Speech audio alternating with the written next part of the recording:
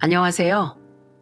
저는 현재 반찬 가게를 운영 중인 평범한 40대 후반 여성입니다. 혹시 인면수심이라는 말 아시나요? 사람의 낯이라고 마음은 짐승 같은 걸 일컫는 말인데 저는 얼마 전에 평생 알고 지낸 인물이 인면수심한 인간으로 변한 걸 확인하게 됐어요. 정말 사람으로 태어나 어찌 그런 짓을 할 수 있는지 도무지 평범한 저로선 상상도 못한 일을 저지른 사람들이었습니다. 그런 사람들에게 인간의 도리란 그저 말뿐인 것들이었어요. 그래서 얼마 전 그들에게 그에 걸맞는 대가를 치르도록 만들어줬습니다. 오늘의 이야기는 저의 믿음을 배신한 그 사람들에 관한 이야기랍니다. 전 어릴 때부터 딱히 잘하는 게 없는 아주 평범한 아이였어요. 대신 부모님의 귀여움을 한 몸에 받는 늦둥이 귀한 딸이었죠. 학업에 많은 돈이 들었던 때라 저는 고등교육을 포기하기로 했습니다. 그리고 당시 어머님이 하시던 가게에서 일을 하기로 했죠. 어머님은 근처에서 반찬 가게를 하셨고 저는 다행히도 요리에는 관심이 아주 많았습니다. 그렇게 전 어릴 때부터 어머니를 도와 열심히 가게 일을 도왔어요. 그렇게 몇 년간 어머니를 돕던 전 몸이 편찮으신 어머니를 대신해 가게를 운영하게 되었습니다. 주변에서는 어머니의 손맛을 잊지 못해 오시는 분들도 계셨지만 제가 새로 개발한 반찬에 관심을 가지는 사람도 많이 왔습니다. 제가 20대였을 때 근처에 자주 오시던 여자분이 계셨어요. 나이는 어머니 언배였는데 이틀에 한 번씩 꼬박꼬박 저희 반찬 가게를 들르시더라고요. 처음엔 반찬을 만들기 어려운 맞벌이 부부라고 생각했는데 그게 아니었더라고요. 아들이 밥을 자주 거른다며 제가 운영하는 반찬 가게 반찬은 잘 먹는다는 이야기를 하시더군요. 그 이야기를 들으니 어찌나 보람차고 마음이 뿌듯하던지. 그런 이야기를 듣고 나니 마음이 조금 더 가는 건 어쩔 수 없는 것 같았습니다. 물론 다른 단골분들에게도 서비스 음식이라며 반찬을 조금 더 넣어주거나 새로 개발한 반찬을 맛보시라며 넣어드리곤 했지만 이분에겐 좀 더 신경을 많이 썼어요. 그렇게 그분은 저희 가게 단골이 되었습니다. 가게를 운영하다 보면 항상 좋은 일만 있는 건 아닙니다. 가끔씩 안 좋은 일도 벌어지곤 해요. 야심차게 반찬을 개발했는데도 모든 사람들의 입맛에 맞을 수는 없는 것처럼 말이죠. 시식에서 좋지 않은 말을 많이 들으면 자존감도 많이 떨어지고 기분도 좋지 않습니다. 그 단골분이 아들을 데려온 건 바로 그런 날이었어요. 솔직히 기분이 좋지 않았지만 제 반찬을 먹고 좋아해주는 사람들이 있다는 것에 많은 위로를 받았어요. 그리고 그 덕분에 그 사람과도 많이 가까워졌죠. 그렇게 그 단골분은 저희 시어머니가 되었고 단골분의 아들은 제 남편이 되었어요. 시댁분들은 참 좋은 분들이셨습니다. 넉넉하지 않은 사정에도 마음씨는 넉넉하신 아주 좋은 분들이요. 그리고 그런 분들 밑에서 자란 남편도 굉장히 푸근하고 다정한 사람이었습니다. 그리고 굉장한 노력가이기도 했죠. 남편은 사진 작가가 되는 것이 꿈이라고 했습니다.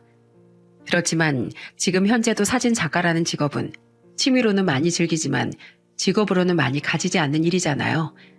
예나 지금이나 그런 부분에선 비슷하다고 생각을 합니다. 그렇지만 예전엔 좀 더 어려운 일이긴 했죠. 집안이 넉넉하지 못하니 좋은 사진기를 얻기 위해 사진사 이외의 다른 일도 해야 했고 그런 일을 하면서도 불평 불만 한 번 한 적 없는 사람이었어요. 가끔씩 친구들을 만나면 너 지금 뭐하고 사냐는 물음에도 사진작가 준비를 한다며 꿋꿋이 말하기도 했죠. 보통 정규직 취직이 되지 않고 알바만 하고 있으면 그런 이야기 하는 것도 꺼려질 법도 한데 그 사람은 자신의 꿈을 이야기함에 있어 부끄러워한 적이 단 한 번도 없었습니다. 지금 어떤 고생을 하더라도 언젠간 사진 작가의 꿈을 이룰 수 있을 거라고 굳게 믿고 있는 것 같았어요. 그리고 자신이 노력한다면 분명히 될 수 있을 거라는 뚝심이 있는 사람이었죠. 그리고 그만큼 남들보다 더 많이 노력하는 사람이기도 했습니다. 잠자는 시간을 쪼개가며 사진에 대한 열정을 불태웠고 사진이라는 좋아하는 일을 하기 위해 저녁엔 아르바이트도 많이 했습니다. 가리는 것 없이 이것저것 했죠. 지쳐서 힘들어하는 걸 볼 때면 차라리 다른 직업을 찾아보는 게 어떠냐고 물어봤지만 그 사람은 절대 자신의 의지를 굽히지 않았습니다. 그리고 결국 사진사가 될 수 있었죠. 그런 의지가 있었기 때문에 저는 그 사람과 결혼을 결심할 수 있었던 것 같아요. 결혼 후엔 역시나 제가 운영하는 반찬 가게가 주된 소득이었습니다. 결혼을 하고 딸과 아들을 낳으며 그럭저럭 저희는 잘 지내고 있었지만 딱 한 가지 문제가 있었어요. 바로 벌이가 그리 시원치 않다는 거였죠. 반찬 가게 경우엔 주변에 다른 가게가 생기면서 밀리고 있었고 남편의 일은 일정하지 않기 때문에 돈이 잘 되지 않았어요. 그래도 저희는 포기하지 않고 꿋꿋이 일하며 돈을 벌었습니다. 책임져야 할 가족이 있었으니까요. 당시 남편은 인물을 찍는 일을 전문으로 하고 있었고 결혼할 때쯤엔 동네 사진관에서 사장님 밑에서 일하며 월급을 받으며 일을 하고 있었습니다. 많이 벌지 못하니 금전적인 도움을 드리는 건 유언하였고 남편은 자신이 할 수 있는 일로 친정에 어떤 식으로든 도움을 주려고 했습니다. 가족들의 추억을 위해 사진을 자주 찍어주었거든요. 그래서 친정에서 일 있으면 꼭 빠지지 않고 들리기도 했습니다. 그 덕분에 자주 친정아버지와 남편을 만나게 되었고 사진도 자주 찍어드렸죠. 이서방, 자네 혹시 결혼식이나 돌잔치 사진도 잘 찍을 줄 아는가? 사진관에서 찍는 거 말고 말일세. 예, 바뀌든 아니든 예쁘게 잘 찍을 수 있습니다. 장인어른, 그런데 그런 건 왜 물으시는 겁니까? 다른 게 아니라 내 친구들이 많은데 내가 우리 사이가 사진을 찍는다 하니까 자기네들 행사에 와서 사진을 찍어줄 수 없냐고 묻더구만. 그래서 내 자네를 소개시켜 주려고 하는데 시간은 괜찮은가? 시간이 정해져 있는 식 같은 경우엔 제가 사진관의 양해를 구해보도록 할게요. 장인어른 부탁이신데 제가 안 해드릴 수가 없죠. 예쁘고 행복해 보이게 제가 잘 찍어드리겠습니다. 걱정하지 마시고 믿고 맡겨주세요. 두 분의 대화엔 신뢰가 가득 담겨 있었습니다. 아버진 발이 넓고 사람을 좋아하시는 분이셨습니다. 게다가 먼 지방에서 일자리를 찾아온 터라 이곳의 향후회에도 가입이 되어 있으셨죠.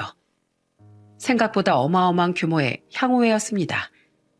친정 아버진 그곳에서 부회장직을 맡으며 다른 사람들과 교류를 활발히 하고 계셨어요. 그런 아버지 활동이 저희 남편에겐 새로운 기회로 생기더군요. 향후의 사람들에게 아버지가 남편을 소개시켜주기 시작했고 그분들의 경조사에 남편이 자주 불려가 일을 하게 되었습니다. 그렇게 남편은 사람들을 알게 되어갔고 단골이 만들어졌어요. 그리고 그분들은 아버지 생각해서라도 다른 것보단 저희 남편에게 먼저 연락을 주기도 하셨어요.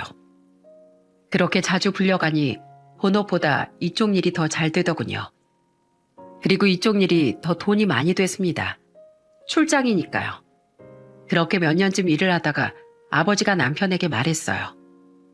이서방, 자네 나이도 이제 40이 다 돼가는데 언제까지 다른 사람 밑에서 일할 건가? 내가 내 이름으로 사진관을 하나 차려주겠네. 그러니 자네가 그곳에서 일하면서 돈을 벌어보게. 대신 남잔 책임을 질 줄 알아야 되네. 매달 얼마씩이라도 갚는 조건으로 말이야.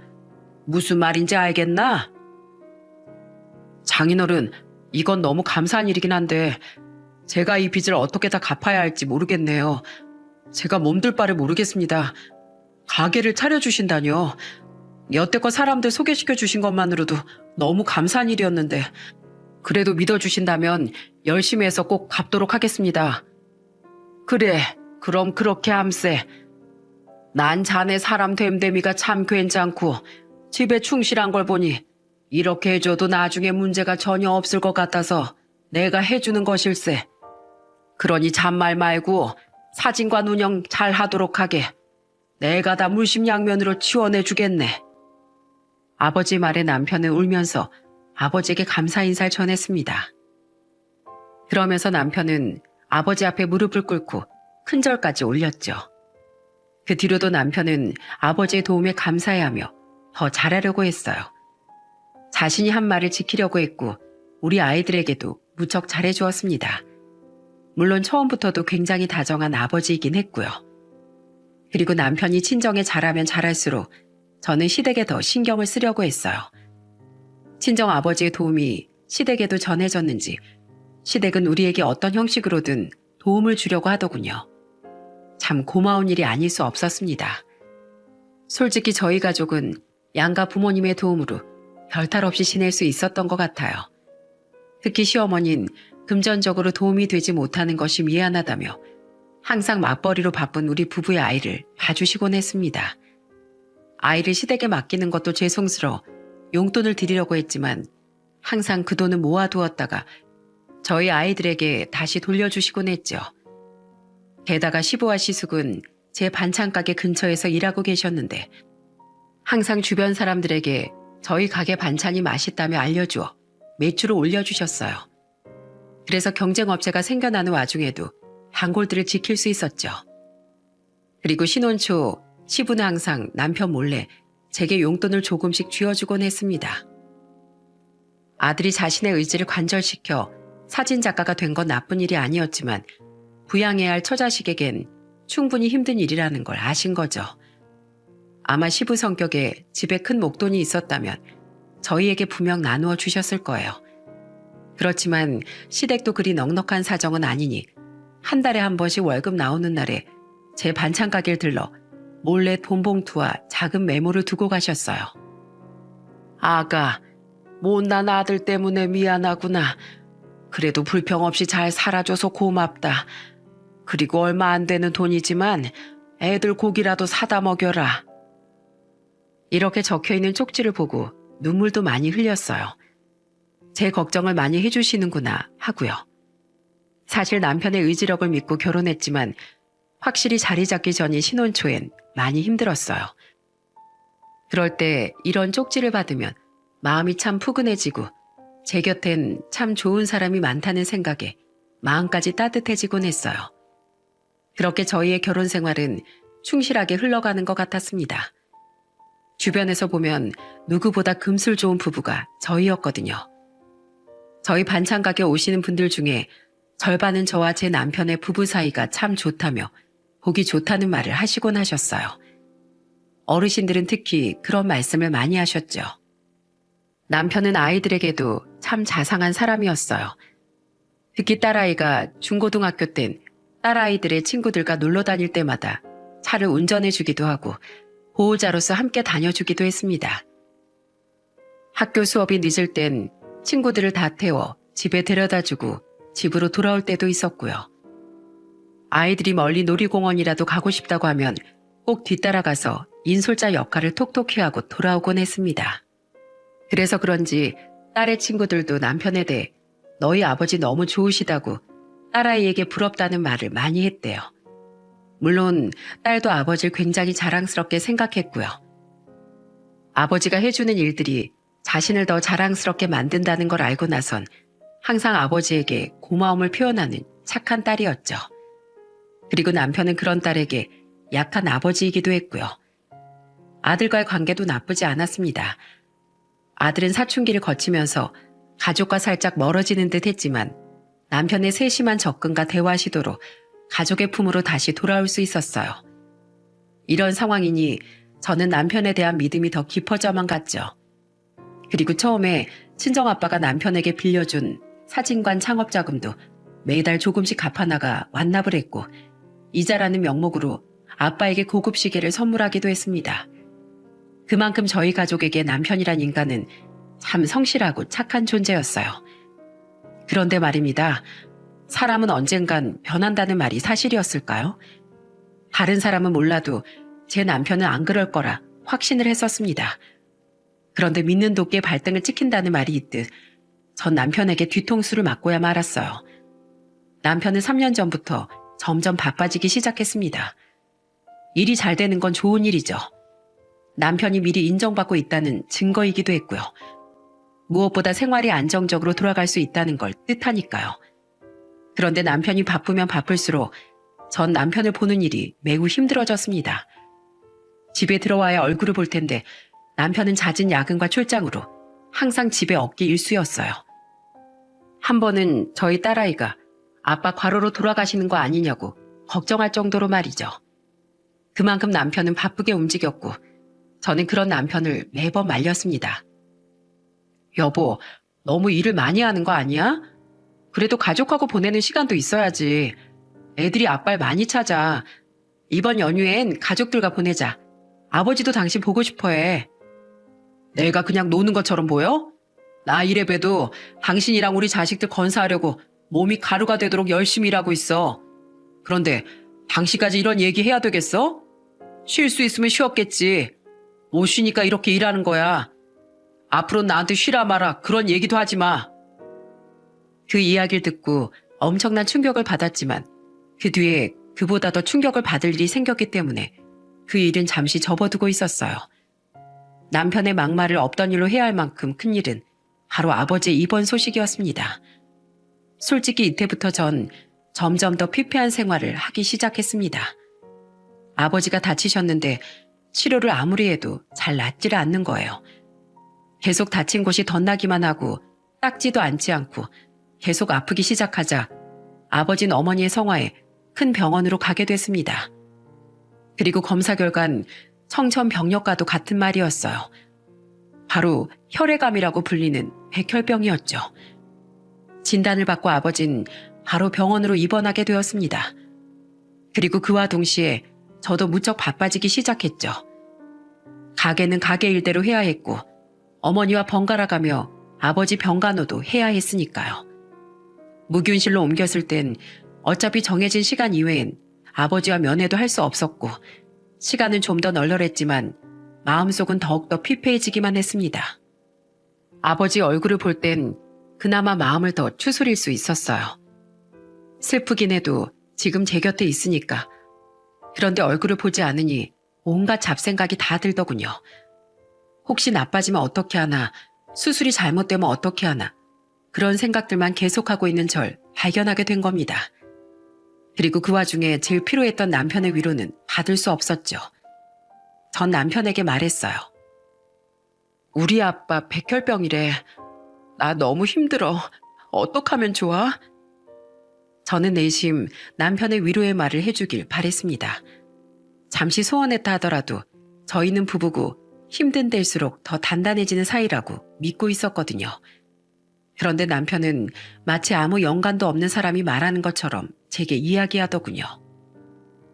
병원 입원하셨잖아. 상태는 지켜보면 알겠지. 재수없게 벌써부터 무섭다 힘들다 난리야. 낳을 사람은 낳고 안 낳을 사람은 안 낳는 거야. 그냥 당신이 지켜보면 될 일이지. 당신 어떻게 우리 아버지한테 그렇게 차갑게 얘기할 수가 있어?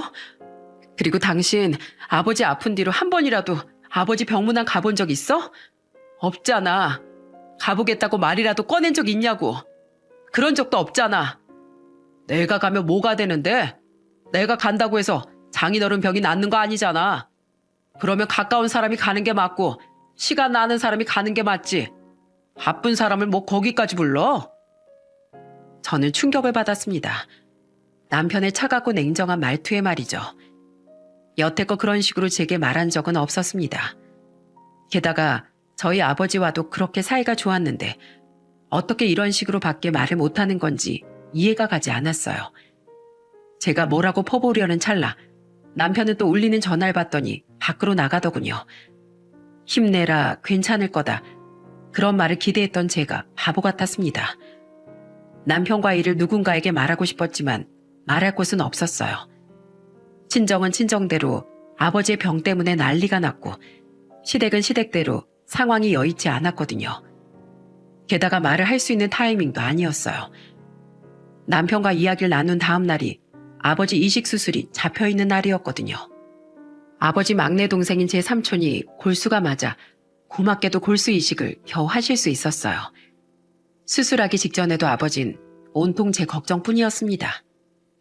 예, 무슨 걱정이라도 있니? 네 얼굴빛이 많이 안 좋구나. 걱정은 무슨, 아빠 걱정돼서 그렇지. 아빠를 걱정하는 얼굴이 아닌데 혹시 너 이서방하고 무슨 일 있는 거 아니냐? 아니야, 괜찮아. 그런 거 아니야. 정말 아닌 게 맞아? 이서방은 그런데 왜 병문안 한 번은 안 오는 거냐? 병문안 오면 내가 해줄 말도 있는데 너흰 절대로 갈라서면 안 된다. 너희가 얼마나 잘 어울리는 한 쌍인데. 그리고 이 아버지랑 엄마가 너하고 이서방한테 얼마나 공을 들였니? 정말로 그런 거 아니에요. 그 사람 잘 지내고 있고 요즘에 바빠서 얼굴도 잘 못 봐. 아빠 병문안 얘기하긴 했는데 이번에도 바쁜 일정이 있어서 나도 말을 많이 못했어. 미안해요, 아빠. 큰일이구나. 꼭 해주고 싶은 말이 있었는데 이렇게 보기가 힘들면. 아빠 수술하고 나서 얘기해 보세요. 그땐 자기도 생각이라는 게 있으면 오겠죠. 저는 좋은 말이 나오지 않았습니다. 아버지에게 우리 사이가 좋지 않다는 걸 들키고 싶지 않다는 생각도 했지만 지금 당장 언짢은 기분은 어쩔 수 없더라고요. 아버진 그런 제 모습에 더 이상 남편에 대한 이야기를 하지 않았습니다.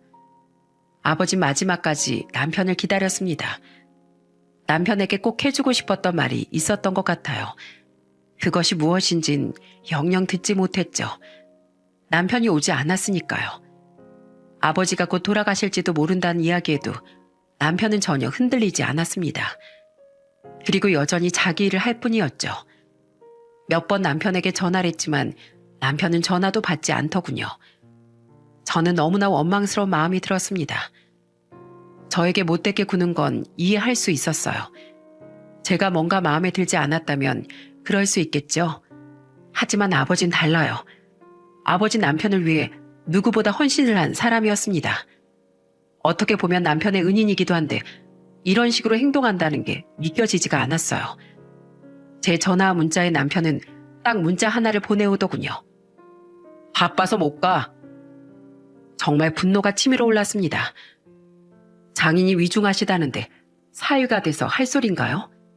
그리고 그때 오빠에게서 연락이 왔거든요. 아버지 용태가 좋지 않아 보호자들 빨리 오라고 했다면서 말이죠. 저는 너무 놀라 뛰어갔고 아버진 힘겨운 얼굴로 그저 버티고 있더라고요. 얼마나 아프실까요? 얼마나 힘들었을까요? 아버지, 힘내요. 제발, 아직은 아니야. 손주들 시집장가 가서 증손주 낳는 것까진 보고 가야죠. 아버지, 제발 우리만 이렇게 두고 가지 마세요. 하지만 아버진 제가 온 걸 알았는지 바로 몇 분 만에 돌아가시고 말았어요. 아버지, 돌아와요. 왜 이렇게 빨리 가시려고. 저희 곁에 조금만 더 있어주시지. 뭐가 그리 바빠서. 미안해요. 계실 때 더 잘해드렸어야 했는데 죄송해요, 아버지. 아버지를 잃은 슬픔은 너무 컸습니다. 아버지가 없다는 사실만으로도 저의 기분은 완전 바닥이었어요. 이런 상황이라 남편에 대한 일을 질질 끌고 있을 수도 없었고요. 바로 아버지의 장례식이라는 커다란 문제가 남아있었거든요. 아버지 임종을 남편은 지키지 못했지만 그래도 장례식 첫날은 늦게라도 장례식장을 찾아왔더군요. 하지만 그는 다른 곳에 관심이 있는 듯 전화기만 만지작거리며 성의 없는 모습을 보여주었어요. 게다가 한밤중엔 힘들어하는 제 옆에 있어달라는 말에도 불구하고 저를 달래주는 일도 없었습니다. 그런데 둘째 날이 되자 사건이 터졌습니다. 남편은 바쁜 일을 보러 가야 한다며 장례식장을 떠나려고 하더군요. 전 당황해서 남편을 붙잡았어요. 아버지 마지막 가시는 길이야. 일 바쁜 건 알겠는데 웬만하면 취소하고 여기 있어줘야 하는 거 아니야? 당신 요새 너무 이상해. 무슨 소리야? 내가 왜 여길 있어? 내 부모님도 아니고.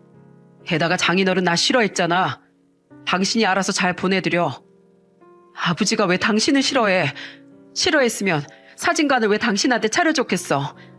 솔직히 어떻게 당신이 이럴 수가 있어? 우리 아버지가 당신한테 얼마나 잘했는데 이런 취급이냐고. 나도 여태껏 장인어른한테 많이 부려먹혔잖아. 매번 불려다니며 일해주고. 솔직히 내가 좋은 마음이 생기겠냐고. 당신 지금까지 아버지 도움을 그런 식으로 생각한 거야? 도움? 맨날 불려가서 돈 안 되는 일만 해주고 꼴랑 사진관 하나 차려준 걸로 생색은 엄청 내셨지. 어차피 당신이 다 알아서 하고 있으니까 계속 그렇게 해. 난 바쁘니까 빼주고 오늘도 일 있다고. 여보, 잠깐 기다려봐. 제 울부짖음에도 남편은 아랑곳하지 않고 나가버리더군요. 저는 침울한 마음과 슬픔으로 장례식장을 지켰습니다. 오빠 올케 언니가 저와 남편이 싸우는 소리를 듣고 당장 달려와 제 안색을 살피며 물었어요. 도대체 무슨 일이야? 무슨 일인데 이서방하고 그렇게 큰 소리를 내면서 싸워? 아버지 장례식 날에. 그 사람이 아버지 장례식인데도 일을 잡았어. 내가 가지 말라고 했는데 기어이 갔어. 정말 너무한 거 아니야? 아버지 입원했을 때도 한 번도 안 오더니 장례식장에서도 자리 지키지 않았다는 게 믿겨지지가 않아. 원망스러운 마음으로 오빠 올케 언니에게 털어놓았습니다. 저는 장례식이 끝나면 남편 놈을 절대 용서하지 않겠다고 다짐을 했어요. 그렇게 몇 시간이 지났을까요? 장례식장에서 큰 소리로 경악하는 딸의 모습을 보게 되었습니다. 저는 무슨 일인가 싶어 소리를 지른 딸의 곁으로 헐레벌떡 뛰어갔어요. 딸은 어찌된 영문인지 선 자세로 굳어 있었고 핸드폰은 바닥에 떨어져 있었습니다. 그래서 제가 핸드폰을 주우려고 하는 순간 기겁을 하고 말았어요. 남편이 한복을 입은 웬 여자와 팔짱을 끼고 있는 모습이었고 그 옆에는 웨딩드레스를 입은 젊은 여자가 서 있는 이상한 사진이었어요. 이해, 이거 무슨 사진이니? 뭐야, 이 사진 어디서 났어? 엄마, 아빠 진짜 미쳤나 봐. 지금 할아버지 장례식장에서 나가서 남의 결혼식장에 갔대. 친구가 이 결혼식장에서 일하는데 너네 아빠 아니냐며 지금 이 사진을 보내줬거든?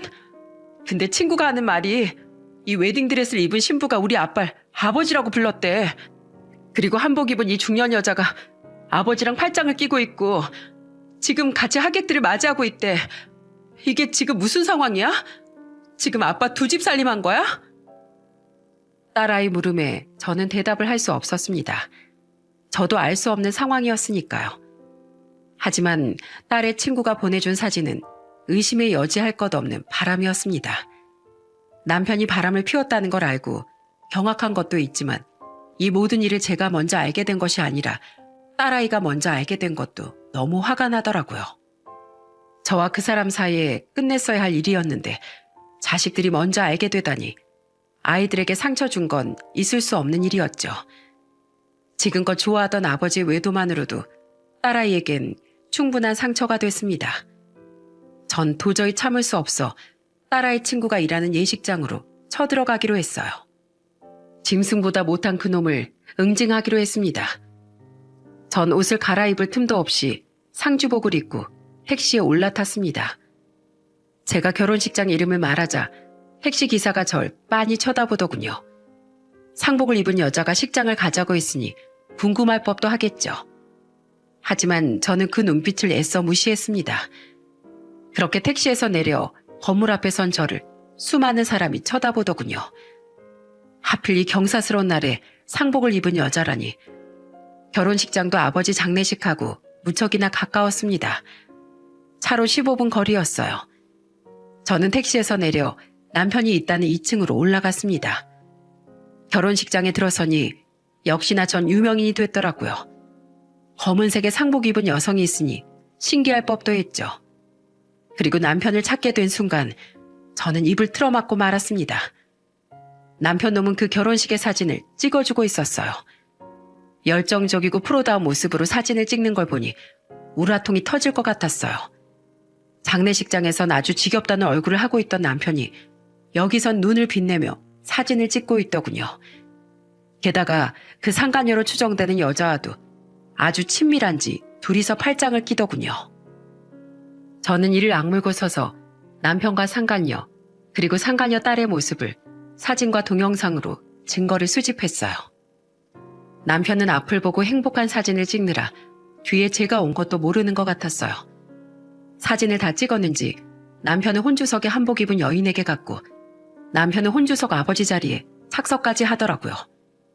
고작 상간녀 딸 결혼식에 저희 아버지 장례식이 뒷전이 됐다는 것도 믿을 수 없었고 상간녀 딸 때문에 제 딸이 상처받게 됐다는 건 더더욱 받아들일 수 없었습니다. 그 두 사람이 화기애애하게 이야기하는데 성큼성큼 걸어갔어요.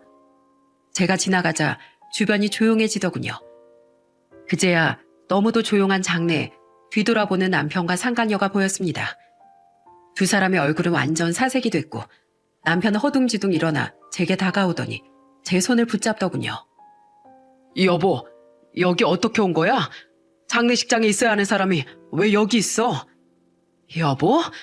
그래, 네 여보 남편 잡으러 왔다. 장인 장례식장에서 쥐새끼처럼 나가 상간녀딸 결혼식에 참석한 남편 말이야. 제 말에 결혼식장에 아직 남아있던 사람들이 웅성웅성거리기 시작했습니다. 뭐? 여보라고? 그럼 유부남이었단 말이야? 세상에, 저 사람 두 집 살림 하나 보네. 이 집안 완전 콩가루 집안 아니야? 그럼 오늘 결혼한 지영이 엄마가 상간녀란 말이야? 이렇게 말하는 사람도 있었고 어떤 사람들은 몰래 사진을 찍기도 했습니다. 당신이야말로 여기서 뭐 하는 거야? 당신 여태껏 바람 피느라 병으로 죽어가는 우리 아버지한테 한 번도 안 왔던 놈이 상간녀 딸 결혼식에 참석을 해? 자, 잘 들으세요 여러분. 이놈이 상간남이고 인연이 상간녀입니다. 지영이란 애가 상간녀 딸이고요. 이런 말도 안 되는 광경 보신 적 있으신가요? 여보, 그만하지 못해? 우선 나가서 얘기하자. 누구 죽는 걸 보고 싶어? 죽어? 그래, 제발 좀 지옥 불구덩이에 빠져서 죽어라 이놈아. 너 같은 자식은 이 사회에서 퇴출시켜버려야 돼. 절대 가만 안 둬 이놈아. 여보, 오해하지 마. 나 저 여자랑 그런 사이 아니니까 일단 우리 나가서 이야기하자. 남의 경사 이게 뭐 하는 짓이야? 전 남편이 뭐라고 짓거리던 간에 신경 쓰지 않고 고래고래 소리를 지르며 난장판으로 만들어버렸습니다. 그리고 남편과 바람을 핀 상간녀한테 다가가 한복을 갈기갈기 찢어버렸어요. 이 천벌 받을 거사. 가정 있는 남자를 건드려? 너 같은 건 이 한복 입을 자격도 없어. 오늘 너 죽고 나 죽어보자. 어머, 지금 뭐 하는 거예요? 진짜 교양 없는 사람이네. 이거 놔. 이거 놓으라고요. 상간년 힘으로 제게서 벗어나려 했지만 제 등치가 산만했기에 벗어나질 못했습니다.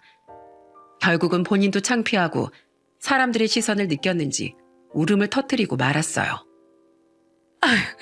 우리 딸 결혼식에 지금 이게 무슨 난리야. 제발 그만하세요. 제가 잘못했습니다. 오늘 우리 딸 결혼식이란 말이에요. 결혼식? 너만 결혼식이니? 오늘 우리 아버지 장례 치르는 날이야. 그러니까 사람은 죄를 짓고 살지 말아야지. 오늘은 맛보기만 보여준 거고 너네 딱 기다려. 사람이 무식함의 끝을 제대로 보여줄 테니까. 그렇게 말하곤 전 남편 정강이를 세게 걷어차버리곤 식장을 나와버렸습니다. 다시 장례식장을 돌아가는 동안 저도 모르게 눈물이 나오더군요. 지금껏 남편 하나 믿고 살았는데 남편이 저런 놈이었다는 사실이 절 작아지게 했습니다. 그리고 딸에게는 뭐라고 설명을 해야 할지 답도 안 나왔습니다. 남편은 그 후로 장례식장은커녕 아예 집으로 돌아올 생각조차 안 하더군요. 아버지 납골당에 모신 후 전 본격적으로 상간녀 뒤를 파헤치기 시작했습니다. 저는 수소문 끝에 상간녀가 건너 동네에서 꽃집을 운영한다는 걸 알게 되었어요. 그리 먼 것도 아니었죠. 저는 먼저 지역 맘카페에 상간녀의 꽃집과 남편 사진관 주소를 올려놓고 우리 동네 공식 불륜 커플이라며 대문짝만하게 올려버렸습니다. 반응은 역대급이었죠. 소문은 순식간에 퍼져나갔고 불매운동이 일어나기 시작했습니다. 어머, 나 저 사진관 자주 갔었는데 가정을 버린 쓰레기였단 말이야? 아우, 다시는 안 가야겠네. 저도 거기 간 적 있었어요. 순하게 생기고 친절해서 지인한테 소개도 시켜줬는데 완전 대박이네요. 바람핀 것들은 제대로 쓸어버려야 돼요. 상간녀의 꽃집 또한 마찬가지였어요. 어쩐지 저 꽃집 여자 내 남편한테 여우같이 웃으며 꽃 팔더니만 아주 요물이었네. 저 여자 얼굴 다 뜯어고쳤잖아요.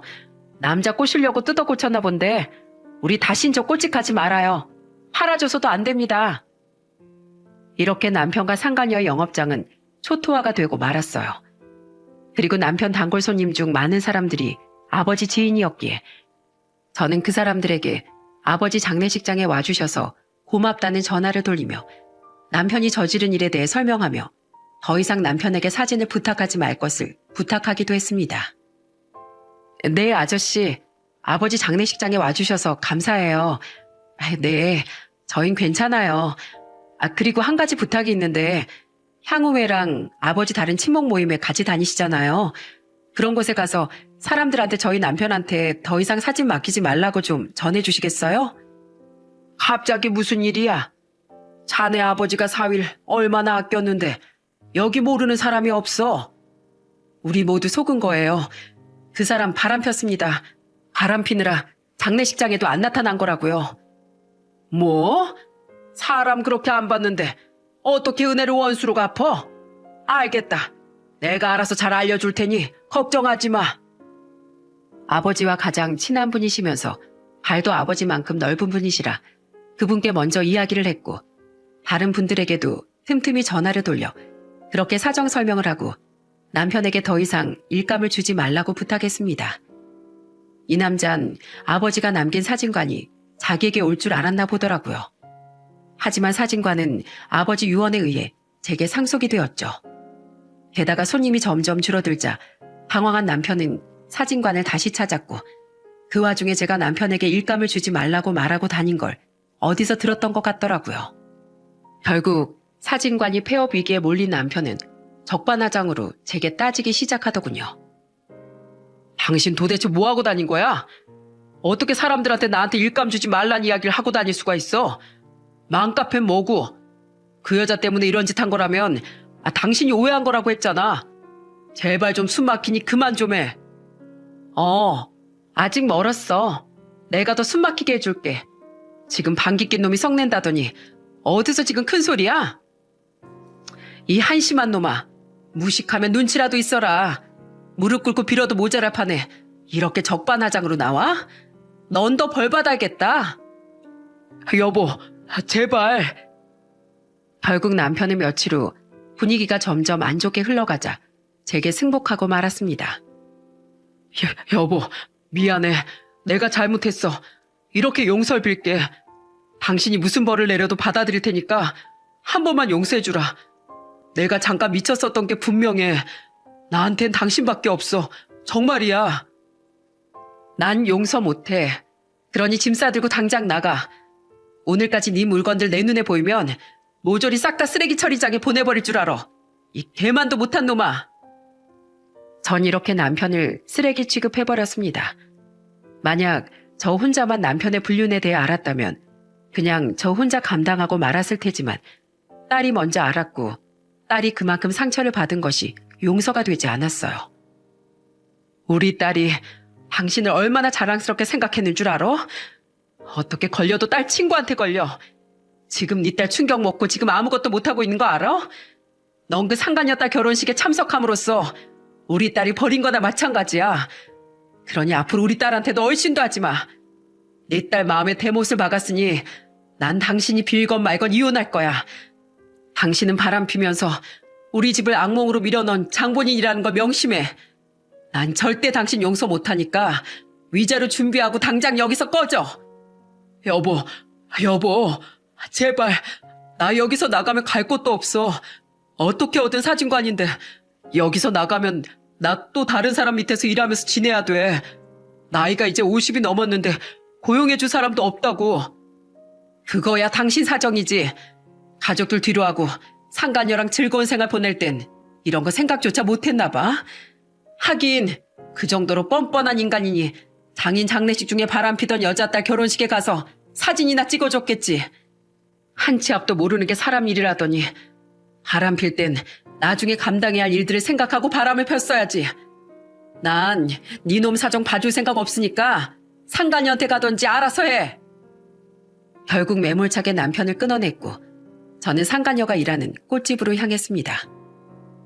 오라, 여기가 2년 일한 곳이야? 아주 화려하고 예쁜 꽃들이 많네. 여긴 왜 왔어요? 맘카페에다 내 가게 비방한 것도 모자라 왜 찾아왔냐고요? 왜 왔냐고? 너 얼마나 잘 사는지 네 낯짝 좀 보려고 왔지. 얼굴이 그때보다 많이 상했네. 어머, 이 피부 봐. 이렇게 거칠어서야 원 또 다른 남자 꼬실 수 있겠어? 무슨 남자를 꼬신다고 그래요? 저도 실수라고요. 딱 한 번의 실수. 그때 당신이 결혼식장 깽판 치는 바람에 제가 지금 지옥에서 살고 있다고요. 제가 잘못했다고 했잖아요. 도대체 어디까지 하시려고 그러세요? 난 네가 결혼식장에서 뻔뻔하게 내 남편하고 혼주석에 앉아있는 모습을 잊을 수가 없어. 네가 입장 바꿔서 생각해봐. 열이 받겠어? 안 받겠어? 열 받죠. 그래, 열 받아서 내가 지금 이러는 거야. 근데 어떡하냐? 이 동네 주민들이 좋을 땐 아주 좋고 무서울 땐 아주 무서운 양반들이거든. 아마 고생 좀 하게 될 거야. 제발 저 좀 가만히 내버려둬요. 위자료 드리면 되잖아요. 저도 남자 하나 잘못 만나 인생 망쳐서 누구보다 죽고 싶은 심정이라고요. 정말 잘못했습니다. 경고하는데 앞으로 너 내 눈에 띄지 마라. 그땐 법이고 뭐고 없어. 좋은 말로 할 때 이 동네 떠나. 알았어? 전 이렇게 무시무시한 경고를 하고 나왔습니다. 상간녀가 벌벌 떠는 걸 보니 아주 속이 후련하더군요. 그 이후 저는 이혼 소송을 진행했고 상간녀한테 위자료 소송도 진행했습니다. 상간녀는 꽃집 주소가 털린 뒤로 각종 항의 전화를 받은 모양이었어요. 짧은 시간에 지역사회에 엄청나게 퍼지는 바람에 결국 운영도 되지 않아 폐업하고 나가 떨어졌다고 했습니다. 특히 상간녀 딸은 그날의 결혼식장 사건으로 충격받아 파혼하게 됐다고 하더군요. 상간녀의 사돈이 상간녀에게 바람피며 불륜이나 저지른 여자 딸한테 아들은 절대 못 주겠다고 말하며 일방적으로 결혼을 파기했다고 해요. 혼인신고를 올린 건 아니라 이혼은 아니었지만 그것만으로도 상간녀 딸에겐 큰 충격인 듯 했나 봅니다. 게다가 결혼식이 망하게 된 것에 대해 신랑 측으로부터 위자료까지 청구받았다고 해요. 그간 들었던 돈이며 하객들에게 이 일에 대해 알려져 신랑 앞날 막은 것까지 정신적 위자료라며 청구했다는데 그 이후로 밖에 나가질 못한다고 하더군요. 게다가 친구들에게 사진 찍힌 것들이 퍼지는 바람에 직장에서도 눈총받고 일도 그만뒀다고 해요. 솔직히 상간녀 딸이 자신의 어머니가 불륜을 저지른 걸 몰랐으면 참 불쌍한 일이긴 한데 그 딸도 알고 있었다고 하더라고요. 자기가 아버지라고 부르는 제 남편에게 다른 가족이 있다는 사실을요. 알고도 동조하며 가족처럼 지낸 걸 보면 그 상간녀 딸도 상간녀와 다름없는 사람이라는 생각이 들더라고요. 그런데 웃긴 건 자기도 자기 엄마의 불륜을 보고도 그냥 넘겼으면서 자기 결혼식 망하자 상간녀인 자기 엄마에게 그렇게 욕을 하며 난리를 쳤다고 하더군요. 자기 인생 엄마 때문에 망쳤다면서 말이죠. 결국은 둘 사이에 심각한 파열음이 일어났다고 했습니다. 꽃집에서 두 사람이 싸우는 걸 목격한 사람이 맘카페에 글을 올려 알 수 있었죠. 상간녀 그 못된 것은 이제야 제 마음을 좀 이해할 수 있을까요? 사랑하던 딸이 자신을 버리고 떠났고 가지고 있던 모든 것이 무너지는 기분을 맛보고 있었을 테니까요. 제가 당했던 것처럼 똑같이요. 남편은 저와 이혼하기가 싫었던 건지 상간녀에게도 버림받고 갈 데가 없어서인지 시댁까지 동원해 저에게 용서를 구해왔습니다. 며느라가 미안하다. 우리가 아들을 잘못 키운 탓이야. 설마 이런 파렴치한 짓을 저지를 줄 누가 알았겠니? 우리도 이렇게 놀랐는데 넌 얼마나 놀랐겠어? 미안하다. 우리가 이렇게 사과하마. 그래도 애들 아빠인데 용서는 해주는 게 어떻겠니? 시모가 그런 말을 하는데 정말 견딜 수 없을 만큼 울컥거렸어요. 자기 잘못을 왜 이 좋은 분에게 용서를 빌도록 만드는 건지 남편 놈이 너무 싫었고 용서할 수 없었습니다. 어머님을 여기까지 끌고 와서 대리 용서를 구한다는 것 자체가 저 사람의 문제예요. 해결을 할 거면 자신이 직접 와야죠. 하긴 그 사람이 직접 온다고 해서 용서할 생각은 없지만요. 무려 아버지 장례식 이튿날에 그런 짓을 저질렀는데 제가 그걸 어떻게 용서하겠어요. 아버지가 돌아가시기 직전까지 그 사람 기다렸어요. 그런데 어떻게 인간으로 태어나 그런 짐승봐도 못한 짓을 하냐고요. 결국 시모도 시부도 이 상황에서는 저를 설득하는 게 무리라고 생각했는지 아들을 데리고 돌아가셨습니다. 남편은 결국 아무것도 없이 저와 이혼해 쫓겨나듯 시댁으로 돌아갔어요. 그리고 사진관도 없어지는 바람에 다른 사진사 밑에서 일이라도 하려고 했지만 결국 소문과 나이 탓에 받아주는 곳이 없어 사진 일은 하지도 못하고 있다고 하더군요. 게다가 저희 아버지가 연결해준 사람들과의 관계도 완전히 끊겨버려서 일이 없어 일용직 노동자로 돈을 벌고 있다는 이야기를 들었습니다. 아주 나락으로 떨어지는 순간이었어요. 상가녀는 꽃집이 망하고 너무 시달린 탓에 다른 직종을 선택하려고 했지만 이 지역 내에 이미 소문이 다 나고 얼굴도 팔려서 결국 다른 지역으로 쫓겨나듯 도망갔다고 해요. 이래서 부끄러운 짓은 하면 안 되는 거예요. 얼굴을 들고 다닐 수 없으니 말이죠. 저희 가족은 이 상황에서도 더욱 단단하게 결속하게 됐습니다. 충실한 가장이자 자랑스러웠던 아빠를 잃는다는 게 아이들에게 어떤 의미인지는 알지만 이미 그 사람은 예전의 가장이자 아빠가 아니었습니다. 그는 아이들과 철을 두고 불륜에 빠져 다른 여자를 탐했고 그 결과 스스로 파멸해 갔습니다. 아이들은 이제 남편의 이야기를 꺼내지도 않아요. 엄마 자신들을 배반하고 자신의 만족만을 쫓으며 살아가는 아버진 아버지라고 여기고 싶지 않다고 말입니다. 그런 아이들을 다독이며 저희끼리 더 열심히 살자며 다짐하고 또 다짐했습니다. 여러분, 인과응보라는 말이 있죠? 선행에는 선행으로, 악행에는 악행으로 되돌려 받는다는 뜻이죠.